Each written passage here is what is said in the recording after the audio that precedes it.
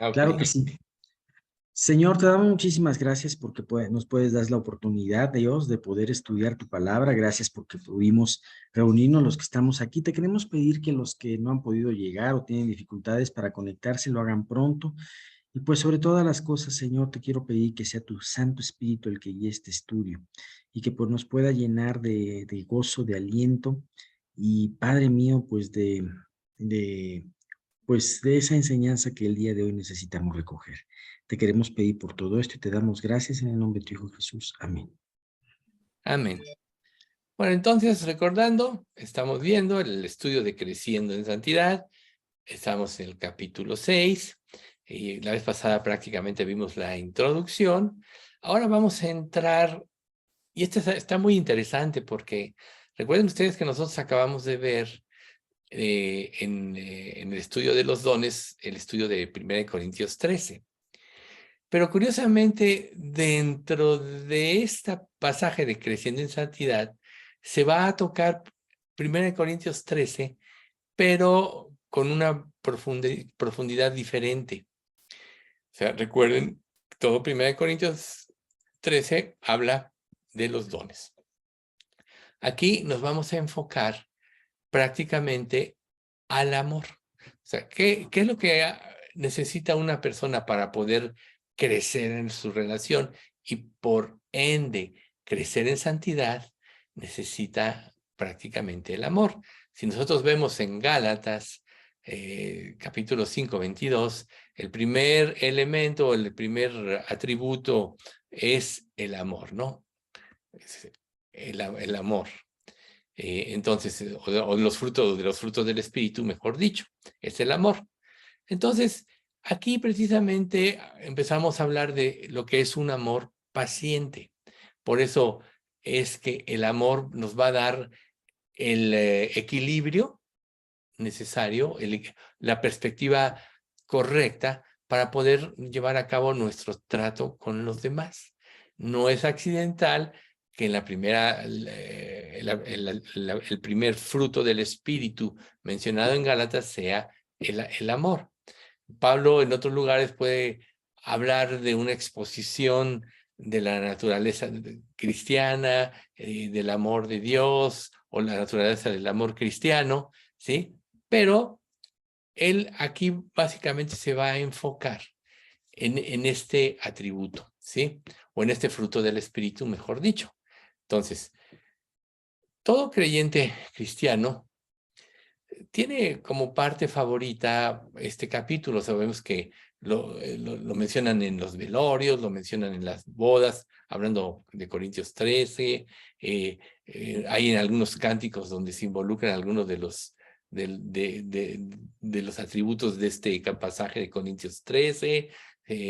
Puede una persona que tenga cierta elocuencia establecer un mensaje en función de Corintios 13 y puede cambiar el enfoque y podríamos caer en una trampa, y por eso es tan importante que podamos profundizar en lo que es la verdadera belleza de este capítulo para que nosotros podamos familiarizarnos con el texto y nunca vayamos a caer en una contradicción o en una falsa enseñanza de lo que es el atributo o el fruto del Espíritu, ¿sí? Entonces, por ejemplo, este mundo le encanta el romanticismo y todo eso, y muchos incrédulos usan como parte del romanticismo esto. Pero Dios aquí está prácticamente describiendo a través del apóstol cómo debe de verse el amor cristiano. Y por eso inicia el capítulo diciendo, de 1 Corintios 13, si yo hablase en lenguas humanas y angélicas y no tengo amor, vengo a ser como metal que resuena o como címbalo que retiñe. Aquí es muy interesante cómo Pablo empieza y usa esta metáfora. ¿Por qué? Porque si nosotros, digamos, no, si el amor no tiene sentido, es un amor hueco y vacío. Quizá una persona, un elocuente, un predicador, pueda en un sentido elevar las emociones de un público, ¿sí? Y muchos puedan aplaudirlo y todo eso, pero la verdad es que pocos, mejor dicho, llegan a entender en forma particular la grandeza de lo que es el amor, que prácticamente mueve todas las cosas. Entonces, cuando no se da una enseñanza correcta como esta, que es la más importante, recuerden que el primer mandamiento es amarás a Dios por sobre todas las cosas, y el segundo, amarás a tu prójimo como a ti mismo, y de estos dos mandamientos dependen toda la ley y los profetas. Por tanto, el amor es la base de todo. Entonces, cuando no se da el sentido correcto, tú puedes quedar hipnotizado en una audiencia porque una persona dinámicamente lo estructura, etcétera, pero salir sin vida. Es como los himnos, ¿no?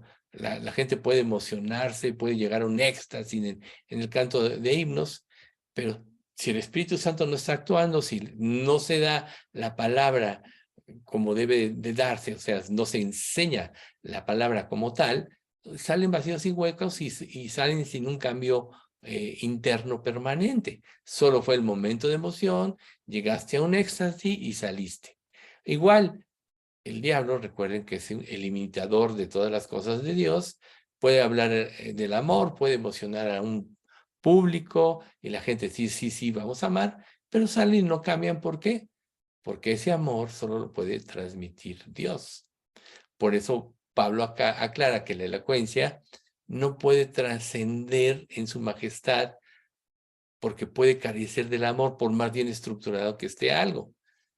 Dicho de otras palabras, o más simple. Una persona puede decir palabras hermosas, puede hablar muy bonito del amor, pero ser un amor vacío y hueco.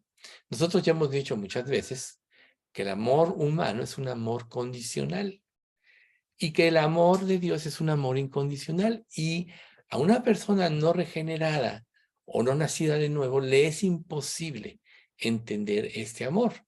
No menos hoy estaba yo platicando con una persona, con un inmunólogo, y él me cuestionaba esta cuestión del amor. Y yo le decía, es que el amor todo lo da. En cambio, el amor humano todo lo demanda. Y como que no me entendía, pues porque es un incrédulo, y eso me permitió darle otros principios u otros pasajes para poder entender la verdad. Y total, pues no. Siempre se empezó a defender, etcétera, de acuerdo a sus conceptos.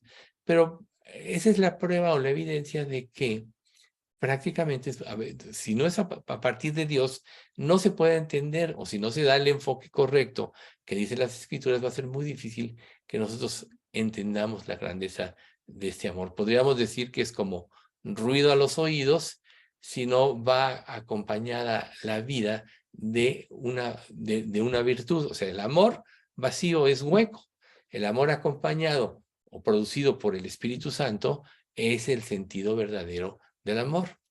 Entonces, Pablo continúa en 1 Corintios diciendo, y si tuviese profecía, y entregase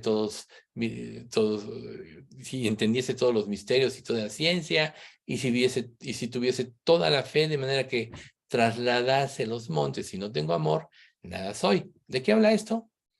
De una vida piadosa, de una vida de obras, pero de una vida vacía, sin Dios, ¿sí? Una persona puede tener una buena intención y puede hacer grandes cosas como Una persona que discierne y entiende cosas, pues va a ser superior a otras que no entienden.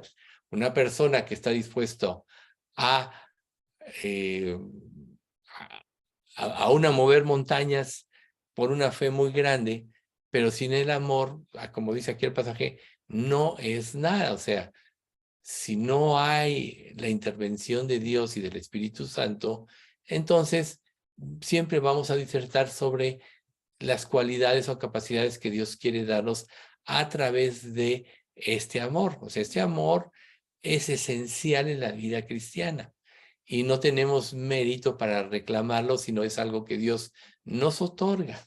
Por tanto, podemos tener conocimiento de la palabra, por ejemplo, hablando de nosotros. Podemos tener educación.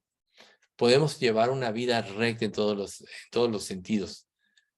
Pero si no hay amor en un sentido, no va a haber un cambio de esencia. Recuerden, el cumplimiento de la ley es el amor, ¿no? Como Gálatas, porque en Cristo Jesús ni la circuncisión vale algo, ni la incircuncisión, sino la fe que obra por el amor.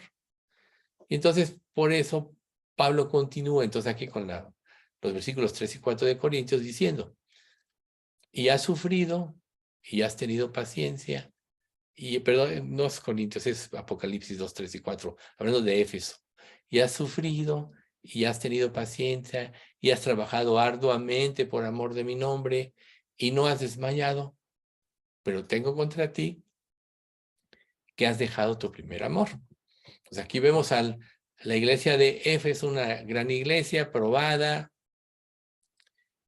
vivía en la doctrina, desenmascarada a líderes, y aún habla de que has trabajado arduamente por amor de mi nombre. Fíjense, qué interesante. Pero tengo contra ti que has dejado tu primer amor. ¿Qué quiere decir? Que aún tú puedes pensar que estás trabajando para Cristo por amor de su nombre, pero has perdido esta relación con Dios que es la base de la vida cristiana. O sea, ¿qué significa el primer amor? Que Dios está en primer lugar en tu vida. No nada más de tus acciones o de tus obras, sino de tus anhelos, de tus emociones, de los objetivos de tu vida, etcétera.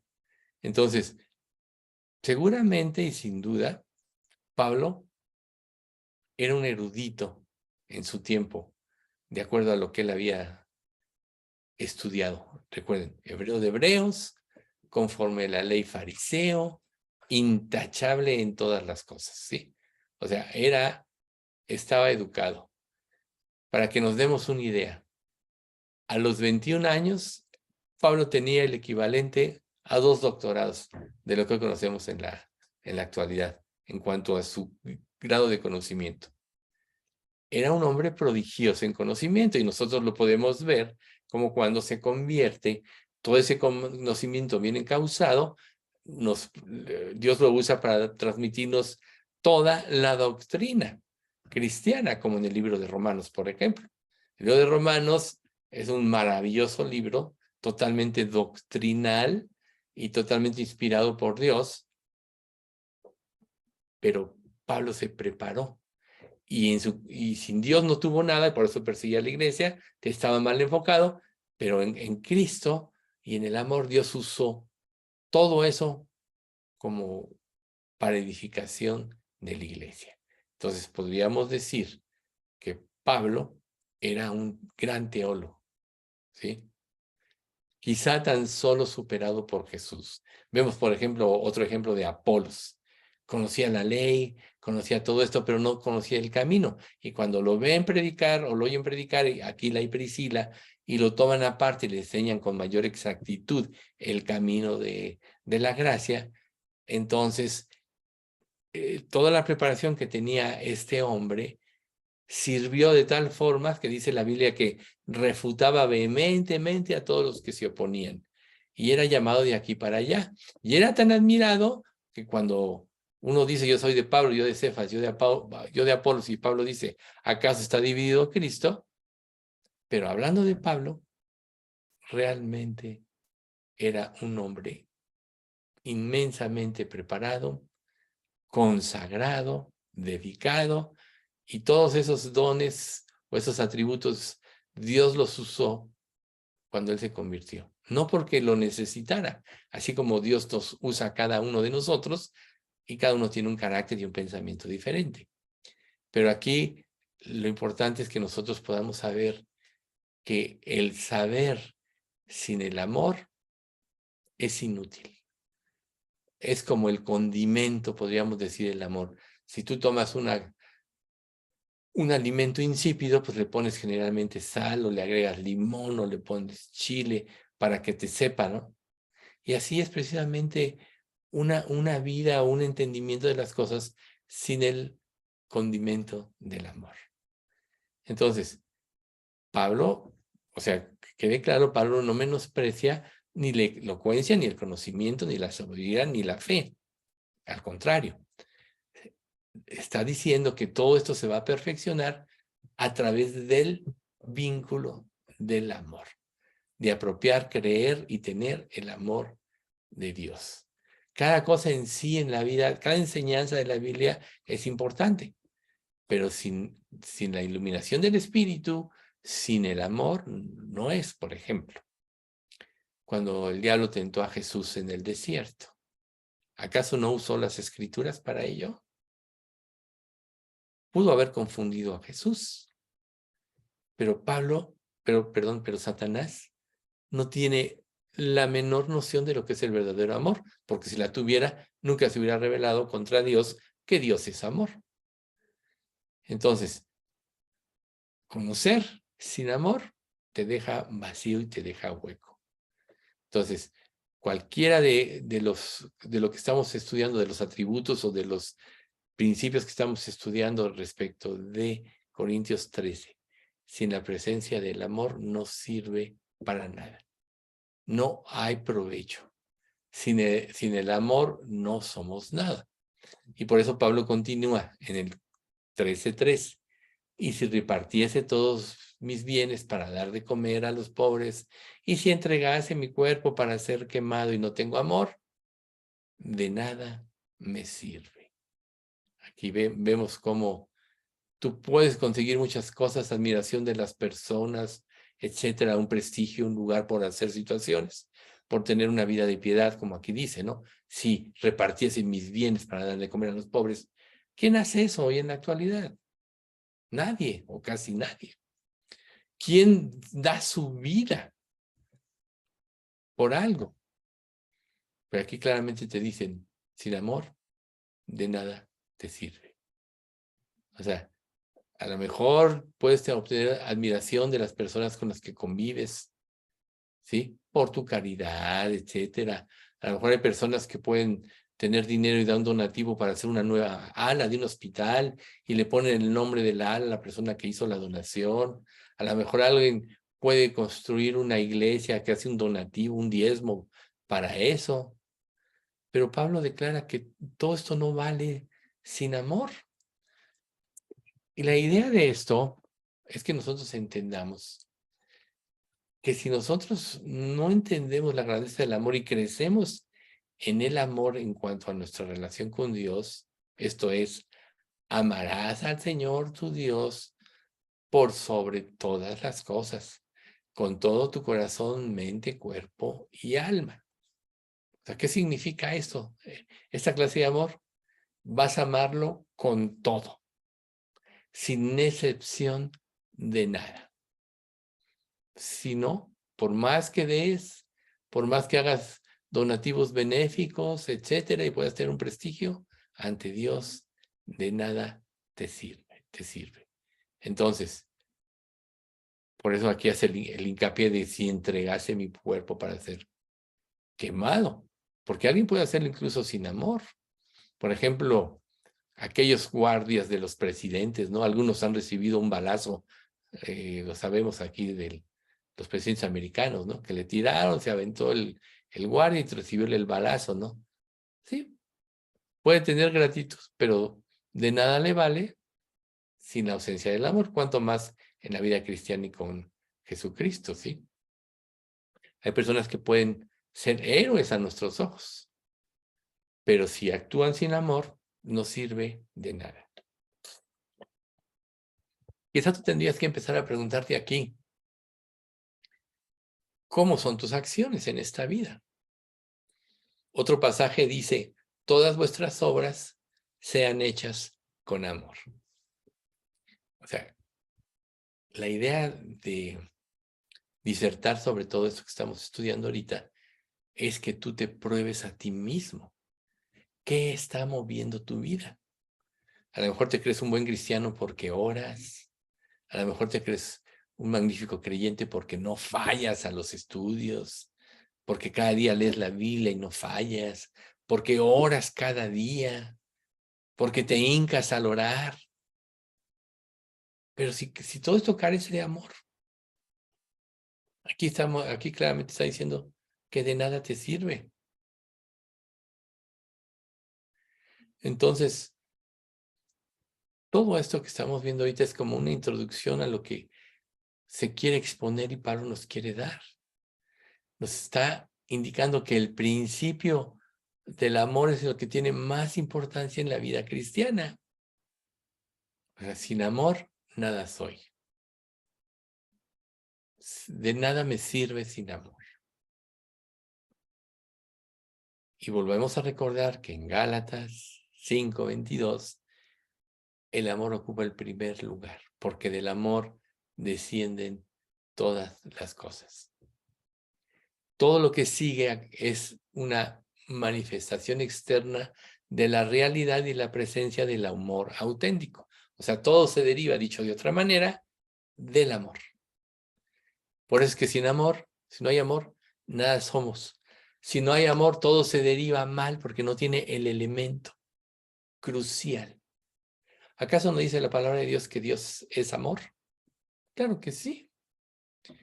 Por tanto, si tú tienes un amor genuino por Dios, también serán puros tu paz, tu gozo, etcétera, porque no habrá nada que los estorba. ¿Por qué? Si dice la Biblia que el amor cubrirá multitud de pecados, quiere decir que el amor verdadero, cuando tú lo recibes, trae santificación, trae pureza, te limpia de la mala conciencia, y esa es la única manera de relacionarse con Dios. Recuerden que Adán y Eva, en cuanto pecaron, perdieron esa relación de estrecha con su Creador. Y aunque Dios todavía les habló para enfrentarlos, ¿dónde estás tú? Y primero les habló y se escondieron, pero luego le dijo, ¿dónde estás tú? Tuvimos miedo, por eso nos escondimos. Ya hemos dicho mucho esto, ¿no? Y se justificaron al cubrirse con las hojas de higuera, etcétera, ¿no? Entonces, el amor es la base de todo y todos los frutos de Gálatas 5:22 y 23 no son más que una consecuencia manifiesta del verdadero amor cristiano. Entonces, lo que Dios quiere que hoy pongamos atención es cómo está la calidad de nuestras obras. ¿Cómo podemos nosotros realmente adorar correctamente o servir a Dios de manera que Dios no nos diga, como le dijo a Éfeso, tienes muchas obras, pero has dejado tu primer amor? El primer amor debe ser la motivación principal de la vida cristiana día tras día, momento tras momento. Por eso es que Jesús, siendo, dice un pasaje, siendo muy de madrugada, siendo muy temprano, se levantó a orar. Siempre lo primero era Dios. Si para nosotros lo primero es Dios, también va a estructurar nuestra mente de esta manera adecuada. Y si nosotros le amamos, le confiamos en Él como debe ser, entonces automáticamente va a fluir a través de nosotros su carácter. ¿Y cuál es el principal atributo de su carácter? El amor. ¿Sí?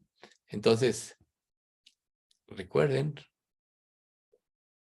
el amor, Romanos 13:10, no hace mal al prójimo. ¿Cómo está tu vida con los demás? Así que el cumplimiento de la ley es el amor. O sea, piensas más de alguien, a lo mejor no has hecho nada, pero el hecho de pensar mal de alguien, ¿acaso no cambia tu actitud hacia ese alguien? Y si estás pensando mal, estás actuando conforme al amor. Por eso es que lo que vamos a ver a continuación es que de alguna manera el amor es sufrido, pero nuestra parte siempre es, todas vuestras cosas sean hechas con amor. O como dice Gálatas 5:14, porque toda la ley en esta sola palabra se cumple. Amarás a tu prójimo como a ti mismo. Y claro que tenemos el concepto en nuestra mente. ¿No acaso muchas veces hemos comentado que amar a tu prójimo como a ti mismo significa no le hagas nada a nadie que no te gustaría que te hicieran o haz a otros como quieres que te hagan? Lo hemos dicho muchas veces. Pero en nuestra conducta cotidiana, ¿realmente actuamos de esta manera? Por eso es tan importante el amor y por eso se le está dedicando este tiempo a la luz de la epístola o del capítulo del amor, ¿sí? Podríamos decir que el amor es el impulsor subyacente, que quiere decir que está detrás de la justicia. Toda verdadera virtud fluye del amor. Entonces, vuélvete a preguntar, ¿cómo está tu amor? A lo mejor es fácil amar a quien te ama, ser amable con quien es amable contigo, pero ¿qué pasa con los difíciles de tratar? ¿Qué pasa con personas como las que les platicaba que yo hablé hoy, que se empezó a defender y empezó a sacar argumentos de aquí para allá, empezó a sacar su filosofía? Trataba de escaparse de alguna manera, trataba de justificarse y todo lo que él me decía, yo se lo contestaba con versículos. Pero su actitud de ninguna manera me puso a mí ni enojado, ni impaciente. Yo solo pensaba, es ciego. Y si Dios me puso para hablarle, que Dios ilumine su mente. Inclusive después me quedé orando ahí por él, ¿no? Pero a veces no es agradable. Pero cuando tú tienes el amor de Dios, bueno, volvemos a repetir este versículo de segunda de Pedro, ¿no? Quien cuando le maldecían, no respondía con maldición. Cuando padecía, no amenazaba, sino que encomendaba su alma al que juzga justamente. Entonces ahí está Jesús.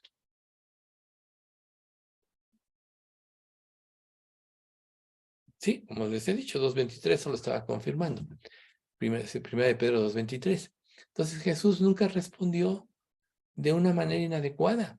Sí, tú a veces ese celo, el celo por tu casa me consume, ¿no? Cuando vuelca las mesas de los cambistas y dice mi casa será llamada de oración, ¿sí? Pero era para ubicar a las personas entre lo que estaban haciendo.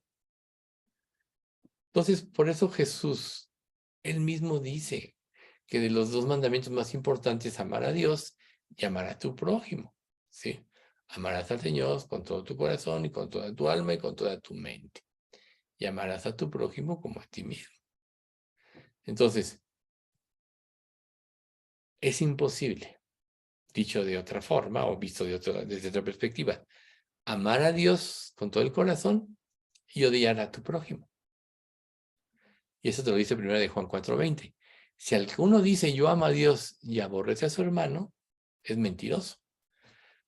Pues el que no ama a su hermano, a quien ha visto, ¿cómo puede amar a Dios? Perdón, pues el que no ama a su hermano, a quien ha visto, ¿cómo puede amar a Dios a quien no ha visto? Entonces, aquí debemos nosotros de escudriñar esto porque es incompatible decir que amas a Dios y aborreces a alguien. Y claro que hay personas que nos pueden haber causado mal, claro que pudimos haber sido víctimas de injusticias, todos alguna vez. Pero si guardas en tu corazón esto, te vas a llenar de amargura y no vas a andar conforme al amor. Si tú piensas que todo lo que tú vives y todo lo que experimentas, de alguna manera Dios los permite, aunque haya injusticias para ti, y que todo tiene un sentido para hacerte crecer en tu relación con Dios, para hacerte madurar, para crecer en la fe, entonces no vas a arremeter contra la persona porque eso te puede llevar a justificarte. A lo mejor piensas que alguien fue injusto contigo y no es cierto. En tu estructura de mente tú fuiste el injusto y crees que él fue injusto. ¿Cuántas cosas así nos pudieron haber pasado en la vida? ¿Cuántos malos entendidos no hemos podido tener? A mí me pasó una cosa, una vez algo que me dolió mucho,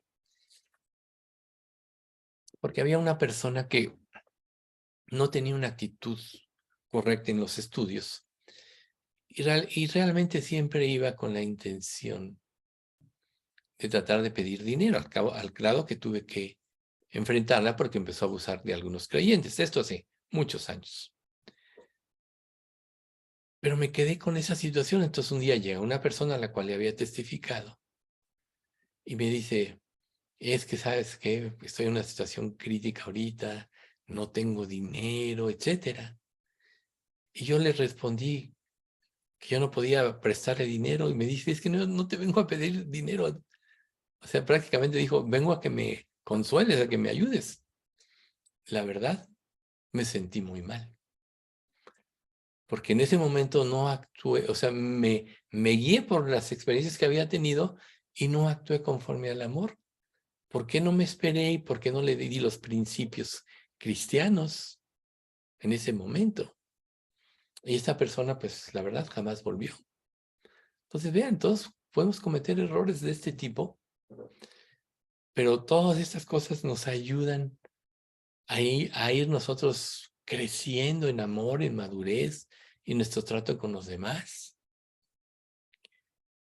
Y sin lugar a dudas, como decíamos, o sea, que las obras humanas sin amor o no producidas por el amor de Dios, pues no son compatibles porque todas vuestras cosas sean hechas por amor. Podríamos decirlo de otra manera.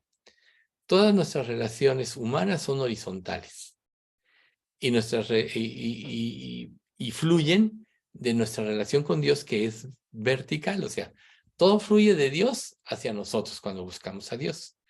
Y si fluyen de Dios hacia nosotros, nosotros estamos en la actitud correcta ante nuestro prójimo. Es lo que quiere decir esta frase, ¿no? Entonces, si todo fluye de Dios, lo más importante, antes que hacer nada, es afirmarnos en el amor. ¿Cómo te puedes afirmar en el amor? Primero, creyendo lo que Dios dice, no dudando de Dios en cuanto a lo que vives y experimentas, si es que ya pusiste tu vida en las manos de Dios, si es que ya naciste de nuevo. Y ya que pusiste en la perspectiva correcta todas estas cosas, entonces estás listo para tratar con los demás. Mientras no estés lleno de confianza del amor de Dios, mientras no hagas todas las cosas por amor a Dios, mientras dejes de cuestionar, o mientras, mejor dicho, mientras sigas cuestionando a Dios respecto de lo que vives y lo que te pasa, nunca vas a poder ser un instrumento agudo o filoso para Dios, para atraer a otros a Cristo. Sabemos que ninguno de nosotros puede convencer a nadie de las cosas de Dios. Dios nos usa, pero nuestra parte es pulirnos, es limpiarnos, es prepararnos, ¿no? Si, por ejemplo, a ti te dicen, oye, mañana vas a tener una cita con el presidente de la República. Yo diría, sin ánimo de menospreciar a nuestro presidente, por supuesto, yo diría que lo mínimo que tienes que hacer es que te pones, te aseas, te peinas, boleas tus zapatos, te pones un traje, quizá el mejor, vas a ver al presidente de la República. ¿No sería lo lógico pensar esto? Claro que sí. ¿Cómo te presentas cuando vas ante Dios? Cada día. Sucio, o sea, lleno de pecados, lleno de resentimientos, lleno de reclamos. ¿Ven ustedes? Eso es, podríamos decir que estás desenfocado. Pero si nosotros nos concentramos en el amor de Dios, entonces nuestra vida cristiana, nuestra ética cristiana será correcta. El cultivo del desarrollo de nuestro amor será correcto. Por eso Dios debe estar en primer lugar. Entonces, por eso yo les decía que aquí en esa parte que empezamos a analizar de Corintios, aquí el enfoque es el amor, no los dones. Y claro que los dones son correctos, claro que el amor es correcto, pero el amor es el principio de todo. Y es lo que Dios quiere que entendamos a través de este estudio. lo que es el verdadero amor, ¿sí? La importancia extraordinaria que tiene que lo apropiemos y que lo vivamos. Tú podrías responderte alguna de estas preguntas. ¿Qué aspecto tiene el amor genuino? ¿Cuál es su naturaleza? ¿Cómo se manifiesta? Están bien planteadas estas preguntas, ¿no? O sea, ¿cuál es el aspecto del amor divino? Si es algo que no es tangible, ¿no? ¿Cuál es su naturaleza? Bueno, sabemos que está relacionada con Dios. Dios es amor. ¿Y cómo se manifiesta? Pues a través de Jesucristo, diríamos, ¿no? O sea, yo estoy dando las respuestas. Pero si tú tomas aisladamente estos cuestionamientos, sí te pones a girar. Y podemos imaginarnos muchas cosas. Pero no se trata de imaginar, sino de llenar tu mente de los principios de la palabra y que la misma palabra sea las respuestas. Es como lo que les platico de esta experiencia que tuve hoy. Todo lo que me decía, yo se lo respondía con versículos de la Biblia. O sea, en un sentido, se vio encajonada esta persona. Y aunque se salió por la tangente, si nos acordamos de un pasaje que dice, así será mi palabra que sale de mi boca. No volverá a mí vacía, sino que hará lo que yo quiero y será prosperada en aquello para que la envíe. Le envié. Entonces, ¿cómo podríamos, en este ejemplo que yo ya les puse, pues lo estoy usando porque ya lo expuse, ¿cómo podríamos pensar en el amor? Si yo pienso en mí mismo, decir, este hombre me menospreció, no se portó grosero ni mucho menos, fue muy decente, pero me desdijo en todo lo que yo dije, sacó sus argumentos, me pude haber llenado de indignación y de resentimiento. Sin embargo, yo lo vi de otra manera. Es un hombre natural que no percibe las cosas que son del Espíritu de Dios. O sea, ese es el sentido del amor. Tratar de no perder de visión lo que Dios le llevó a dar a su Hijo Jesucristo por toda la humanidad. No podemos perder la paciencia. Por eso es que esta parte de, como comenzamos el estudio, del amor es paciente, tiene mucho que ver, ¿sí? Y ahí está 1 Corintios 13:4. El amor es sufrido, pero es benigno. Y alguna otra versión, que es la Reina Valera Antigua 2015, lo traduce así: el amor tiene paciencia. Fíjate, el amor es sufrido. Otra traducción es el amor tiene paciencia. Ahí está el ejemplo. Si tú pierdes el objetivo, prácticamente perdiste el rumbo, si te das cuenta. Entonces, todo lo que hacemos en la vida tiene que ver con la salvación de las personas, o tiene que ver con la edificación en cuanto a creyentes, ¿no? O tiene que ver con el ejemplo, o tiene que ver con mostrar a Cristo como realmente es. Y cualquier falla en nosotros respecto de esto, hablando primordialmente del amor, estamos presentando a un Cristo falso, porque Dios es amor. ¿Se dan cuenta qué importante es? Yo espero que de aquí, o sea, de este estudio, puedan cuestionarse muchas cosas y escudriñar sus vidas, no nada más ahorita a través de esta exhortación, sino cada día de sus vidas. Que te cuestiones qué es lo que me mueve a hacer lo que estoy haciendo. Déjame pensar. Creo que estás haciéndome una pregunta.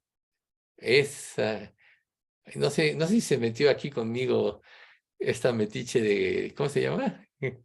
Didi, De CDC. Fíjate, deja de pensar. Bueno, volvamos al punto. Entonces, prácticamente tenemos nosotros que evaluar nuestra conducta primeramente ante todos los demás, nuestros motivos ante todos los demás. Porque el verdadero vínculo, enfatizando, de los frutos del Espíritu es precisamente el amor y está unado a la paciencia. La paciencia. A veces tú mismo eres impaciente contigo mismo. ¿Quién no se ha dicho? Ya volviste a lo mismo. Ya la volviste a regarla, ¿no? Yo sí me lo he dicho. Claro que sí. Cuando cometes errores. Y sobre todo que son repetitivos, ¿no? Pero aún en ese aspecto, tienes que concentrarte o centrarte o derivar las cosas al amor. Dime una cosa, por ejemplo, hablando del amor, en cuanto a tus errores. Si Dios ya te perdonó todos tus pecados, y eso no es para que justifiques tus pecados, advierto. Si Dios ya te perdonó todos tus pecados, y tú cometes un error, un pecado, en lugar de autojuzgarte o recriminarte, pues ve a Cristo y pídele perdón. Porque si tú te autojuzgas, de alguna manera estás menospreciando el juicio de Cristo que ya pagó por ti. Por eso Pablo dice que ni aún él se juzga a sí mismo. Se juzgaba a sí mismo. ¿Ven ustedes? Entonces nosotros solo tenemos que encauzarlo al amor que propició que Dios diera a su Hijo por nosotros. Entonces, aquí Pablo está ensalzando con toda claridad la presencia del amor como la parte primordial de los frutos del Espíritu. Y lo vuelvo a enfatizar porque es lo que mueve todo. Entonces, si el amor es sufrido o es paciente, podríamos decir que debe ser algo permanente, no nada más en una situación.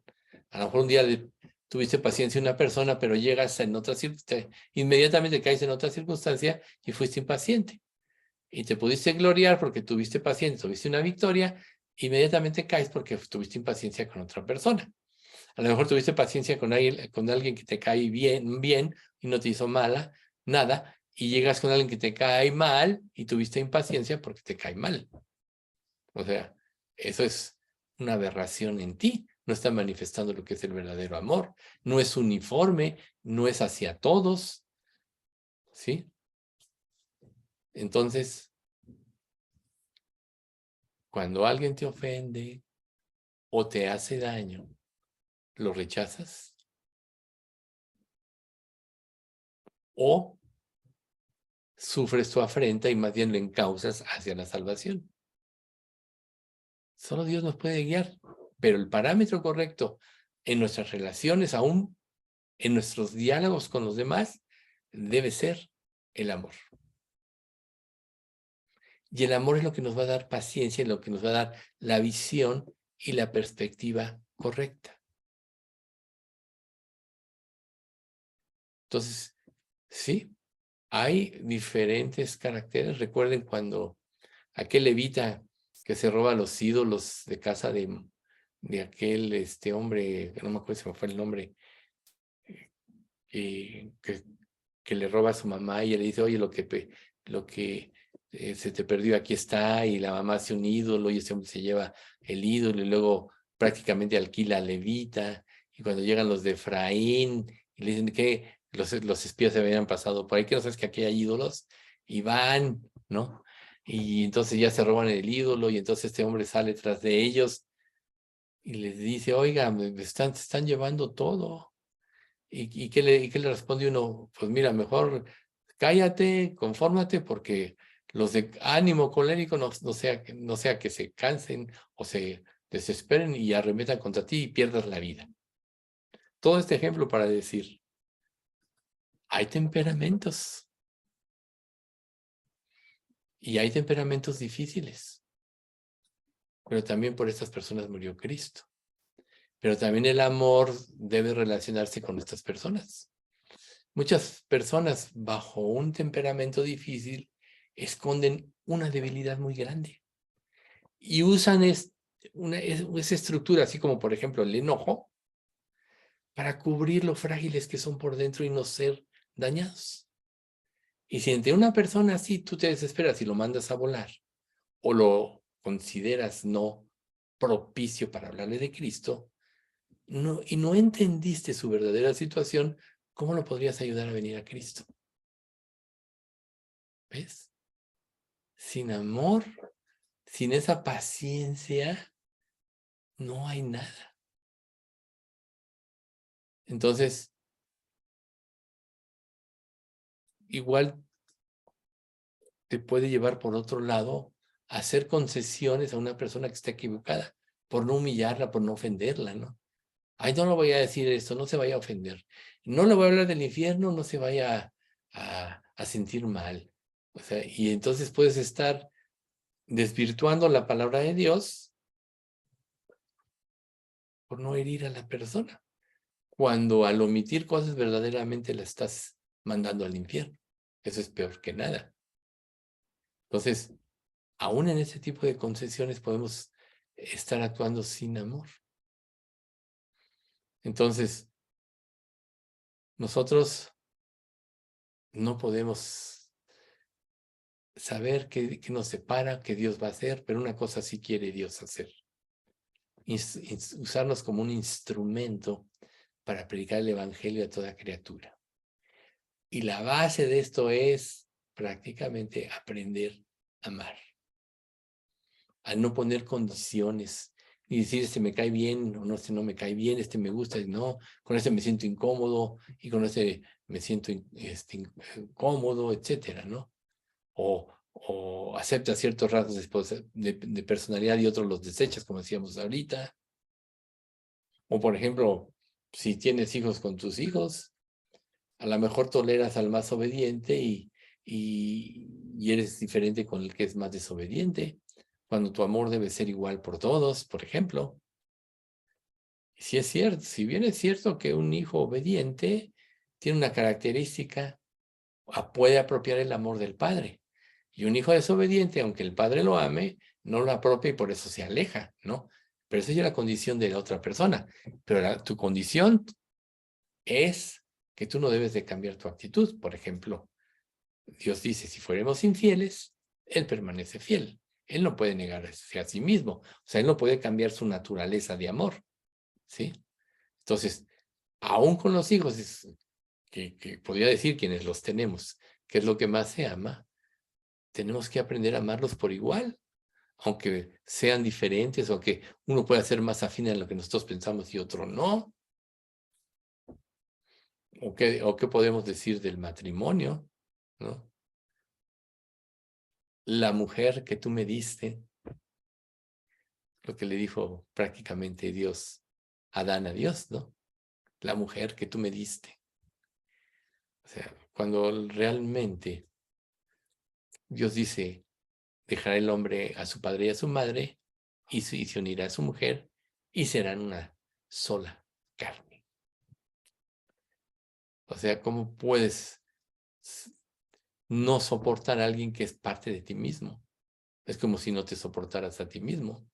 Pero la mayoría no lo entiende. Pero deja el mundo incrédulo. Pues ya ni se casan, ¿verdad? Estamos hablando de los matrimonios cristianos. Cuando dos personas se contraen, ya no son más dos, sino son uno. Entonces, cuando hay desavenencias, o sea, no están actuando como uno solo. Cosas así son manifestaciones de falta de amor. Entonces, si nosotros tenemos, o sea, si en el matrimonio se toma un compromiso y esta unión es sagrada, si se hace un pacto de amor, entonces lo importante es siempre edificar en amor. ¿Se dan cuenta qué importante? Así es como va a triunfar un matrimonio.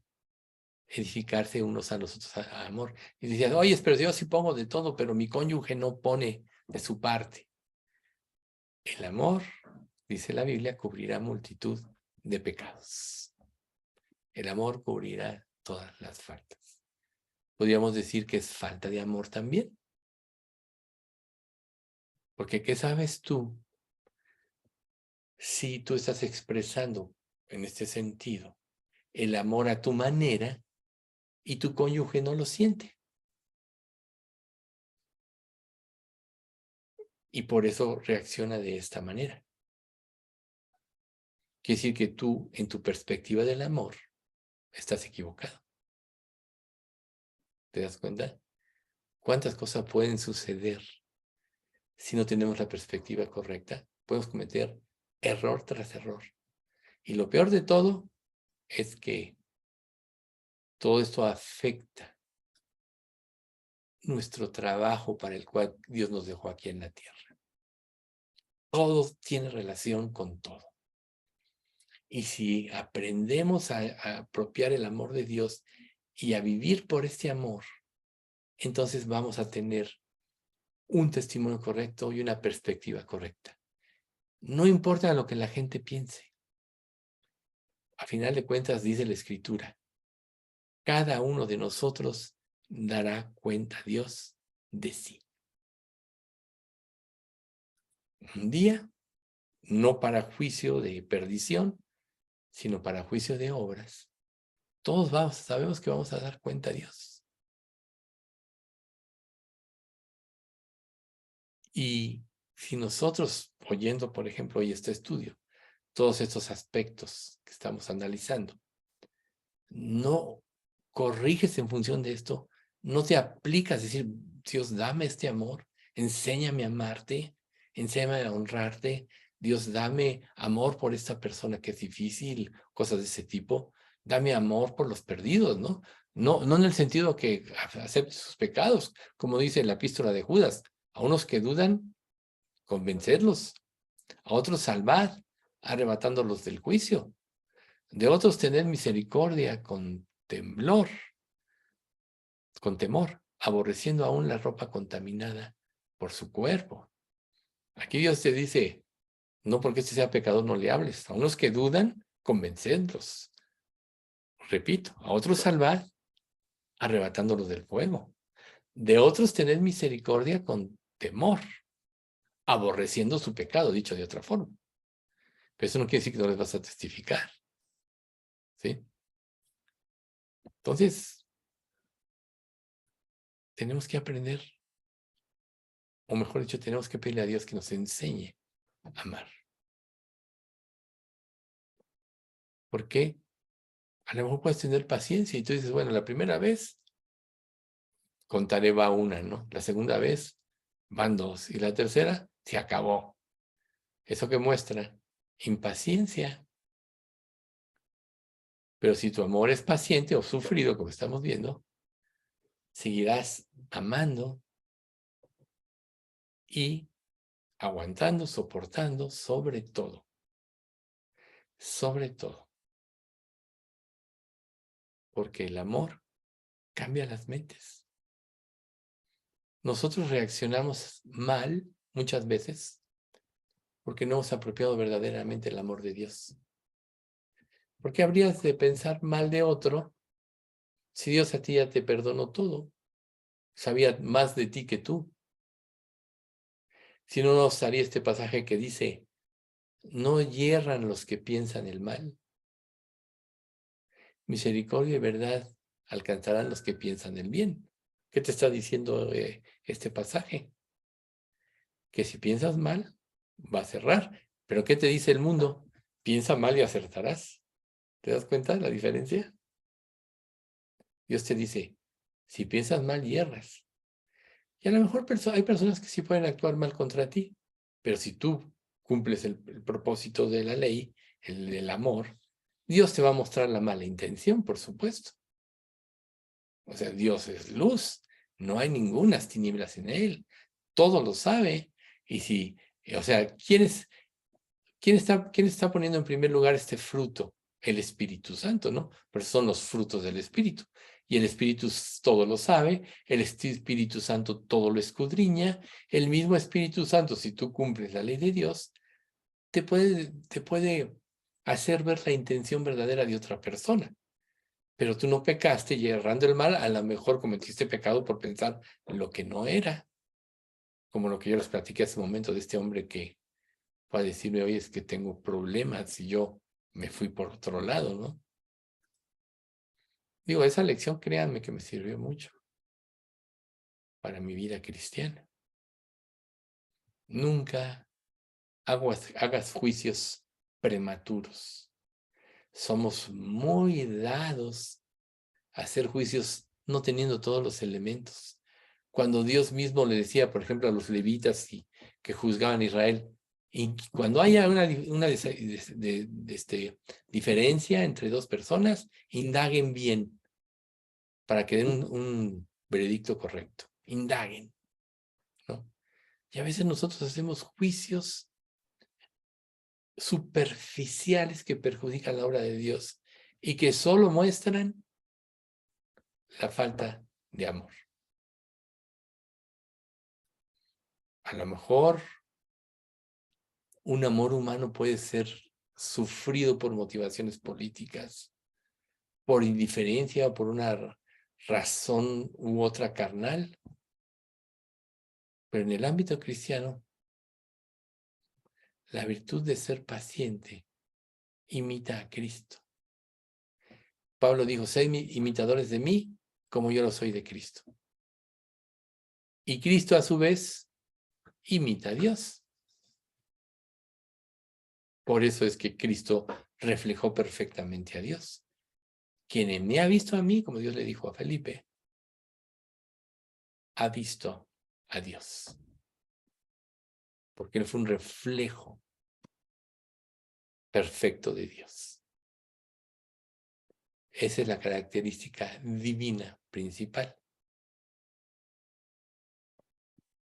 Por otro lado, Dios nos dice, ¿cuántas veces nos dice?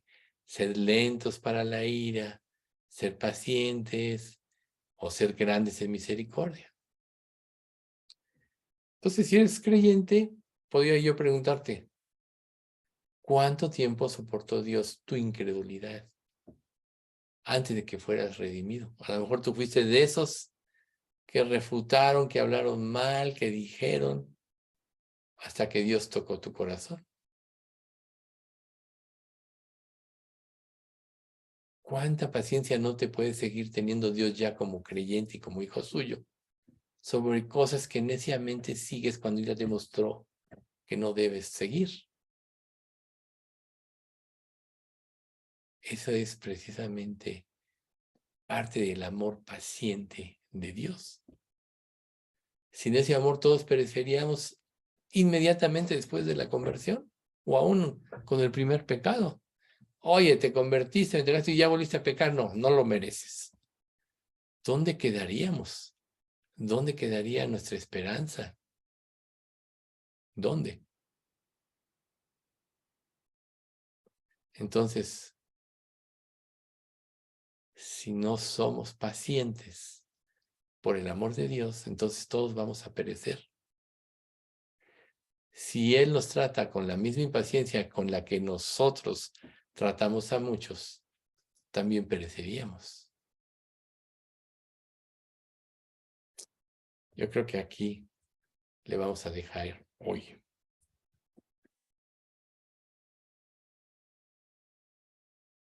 Que Dios nos guarde y nos guíe a esto. Vamos a orar. Padre bendito, te queremos agradecer mucho por este estudio. Gracias por esta introducción al amor en esta perspectiva. Sabemos y entendemos, Padre, que todo procede, todo lo que es verdadero procede del verdadero amor. Así que te pedimos, Padre, que primero nos enseñes a apropiar tu amor en forma plena para nuestras vidas y esto nos dé la confianza para actuar. Y una vez que apropiemos este amor, Señor, enséñanos a amar como tú amaste a los demás. Llénanos, Padre, de tu Espíritu y que el Espíritu sea el que produzca este amor y la perspectiva correcta en todas las cosas de nuestra vida. Señor, nos ponemos en tus manos y no dejamos de pedirte por Pati López para que tú, Señor, le des la victoria y le permitas vencer y tener salud. Por Margarita, que hoy hablamos, me dijo que ya está mejor. Pero, Señor, pues guárdala porque también tiene otro tipo de pruebas. Señor, por todos los demás, te pedimos por nuestra salud espiritual, nuestra salud física, por nuestra consagración y sobre todo, Señor, por la unidad espiritual en nuestra iglesia. Y porque tú traigas, Señor, ese avivamiento en nosotros que tanto te pedimos. Enséñanos a ser guiados en todos por tu Santo Espíritu. Y todo esto te lo pedimos en nombre de Cristo Jesús. Amén.